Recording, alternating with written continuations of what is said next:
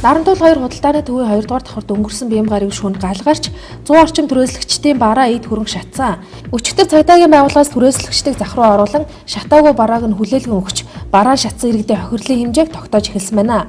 Монгол Ардын намын дарга энх болд намын энгийн гишүүд дэмжигчдтэйгээ тусгаар тогтнолын ордноо нээлттэй уулзч ярилцжээ. Монгол Ардын намынхан энхүү 7 хоног үрийн мигмар гарагт ард иргэдэд нээлттэй хүлээн авч уулзж байхаас гадна нийслэлийн 9 дүр хөдөө орон нутагт очиж 27 дугаар их хурлын бодлого шийдвэрийг гишүүд дэмжигчдэд танилцуулж агаар болжээ. Зам завсрын ажил дууссан мөн хүүдний улирал ихсэнтэй холбогдуулж автомашины дугаарын хязгаарлалтыг цуцлаж магадгүй бололтой. Ямар ч тач энэ асуудлаар дугаарын хязгаарлалтыг цуцлах эсэх талаар өнөөдөр өглөөнөөс эхлэн нийслэлийн иргэдээс 48 цагийн хугацаатаагаар санал авахар болсон байна.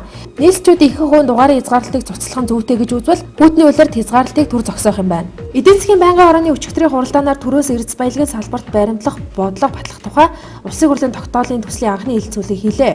Төрөөс эрдэс баялагын салбарт баримтлах бодлогын бичиг баримтад тусгахаар ажлын хэсгээс танилцуулсан саналын томьёоллыг гишүүд тус бүр хугацтай хэлэлцэн бөгөөд чуулганы нэгдсэн уралдаанаар хэлэлцүүлэхээр тогтлоо. Түрүүн 3 өндөрлөг оршин суудаг их тэнгэрийн ам руу өчигдөр шилүүс нэвтэрсэн байна.